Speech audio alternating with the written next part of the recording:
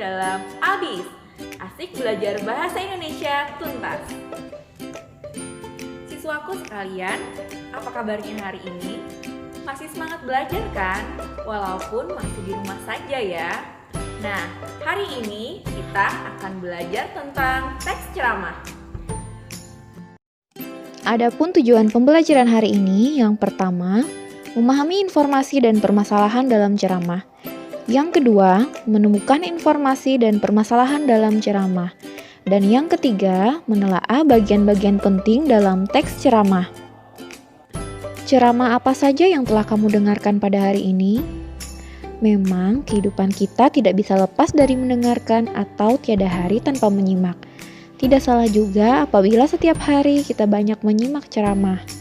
Dari situlah kita memperoleh banyak pengetahuan dan wawasan di sekolah dan di lingkungan masyarakat. Jika berbicara tentang definisi ceramah, menurut Kamus Besar Bahasa Indonesia, ceramah adalah pidato oleh seseorang di hadapan banyak pendengar mengenai suatu hal atau pengetahuan. Ceramah juga berarti penuturan bahan pembelajaran secara lisan. Jadi, dapat disimpulkan bahwa ceramah adalah kegiatan berbicara untuk menguraikan suatu objek tertentu atau pengetahuan di depan pendengar atau audiensi. Ceramah memiliki ciri-ciri sebagai berikut. Yang pertama, biasanya disampaikan oleh seseorang yang memiliki keahlian dalam bidang ilmu tertentu. Yang kedua, menginformasikan topik yang dapat memperluas pengetahuan. Yang ketiga, ada komunikasi dua arah antara pembicara dan pendengar, berupa dialog, tanya jawab, dan diskusi. Yang keempat, ceramah dapat disajikan menggunakan alat bantu. Yang kelima, ceramah memiliki objektivitas dan unsur-unsur yang mengandung kebenaran. Dan yang keenam, ceramah harus dapat menghidupkan suasana dengan mempergunakan gambar, cerita pendek, atau kejadian-kejadian yang relevan agar dapat memancing perhatian pendengar. Informasi dan permasalahan aktual dalam ceramah. Informasi merupakan pemberitahuan atau pemberian kabar tentang sesuatu. Informasi sendiri muncul dari adanya tuturan. Tuturan dalam hal ini terbagi menjadi dua jenis, yaitu tuturan langsung atau tuturan lisan dan tuturan tidak langsung atau bacaan. Kegiatan mendengarkan ceramah sangat menarik untuk dilakukan. Untuk dapat mengetahui maksud dalam ceramah yang disampaikan, Anda dapat memahami informasi atau permasalahan dalam setiap paparan yang disampaikan. Adapun cara memahami informasi dapat dilakukan dengan cara sebagai berikut. Yang pertama, menyimak ceramah yang didengar dengan seksama. Yang kedua, mencatat informasi yang menarik dalam setiap paparan dalam ceramah. Dan yang ketiga, menyusun informasi yang menarik dalam bentuk kalimat atau paragraf sederhana. Selain itu, ciri-ciri informasi yang baik sebagai berikut.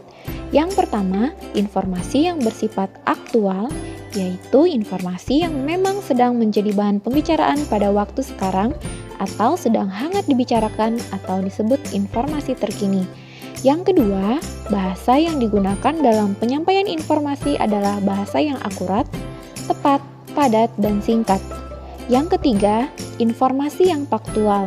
Artinya, informasi yang disampaikan didukung dengan fakta yang kuat dan pasti kebenarannya. Dan yang keempat, informasi yang disampaikan memiliki daya tarik atau dalam disebut juga informasi yang menarik. Sedangkan permasalahan aktual adalah sebuah peristiwa yang betul-betul terjadi dan sedang menjadi pembicaraan orang banyak. Setiap permasalahan aktual memiliki intisari atau bagian penting yang menjadi pokok persoalan. Bagian-bagian penting tersebut dapat digunakan sebagai bahan ceramah. Dalam teks ceramah tentunya terdapat beragam informasi, dan oleh sebab itu kita harus tahu apa saja sih jenis-jenis informasi. Jenis-jenis informasi dapat dikategorikan sebagai berikut. Yang pertama, informasi berdasarkan fungsi dan kegunaan. Yang kedua, informasi berdasarkan lokasi peristiwa. Yang ketiga, informasi berdasarkan kepentingan. Yang keempat, informasi berdasarkan format penyajian. Yang kelima, informasi berdasarkan bidang kehidupan. Dan keenam, informasi berdasarkan penyampaian. Bagian-bagian penting dalam teks ceramah. Sekarang, coba perhatikan cuplikan teks tentang Jepang berikut. Bagian-bagian yang bercetak tebal merupakan hal penting dalam seluruh rangkaian cuplikan ceramah tersebut. Bagian-bagian tersebut merupakan bagian pokok atau dasar dari suatu ceramah. Adapun bagian-bagian lainnya berperan sebagai penjelas saja.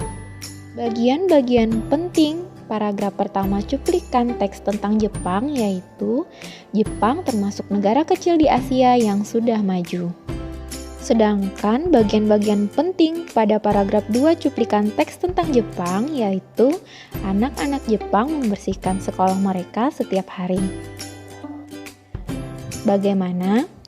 Mudah kan belajar tentang bagian-bagian teks ceramah?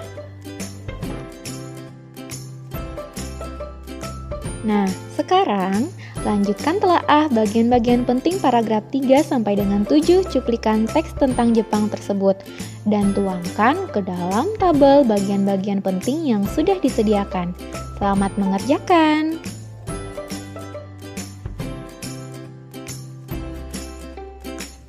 Siswaku sekalian, demikian pembelajaran kita pada hari ini dan sampai jumpa di pembelajaran selanjutnya.